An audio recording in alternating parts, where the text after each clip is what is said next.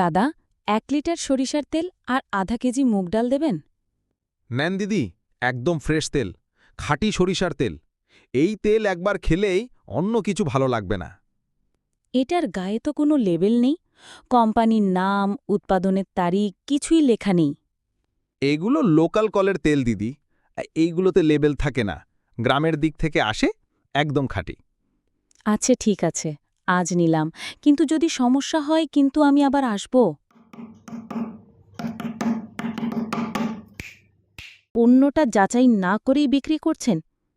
উম, আম, দিদি, আসলে বাজারে টিকতে গেলে একটু মেশানো তেল আনতেই হয়। লাভ না হলে সংসার চলবে কিভাবে? আপনার লাভে যদি অন্যের জীবন নষ্ট হয় তাহলে সেটা ব্যবসা না, অপরাধ। আপনি জানেন এটা স্বাস্থ্য ঝুঁকি তৈরি করে। উম, ভুল হয়েছে দিদি, আমি স্বীকার করছি। কিন্তু আমি তো একা না, আশেপাশের সবাই এই তেল বিক্রি করে। কিন্তু সবাই যা করে তাই যদি আপনি করেন, তাহলে আপনার সততা কোথায়? আম, আপনি ঠিক বলছেন দিদি।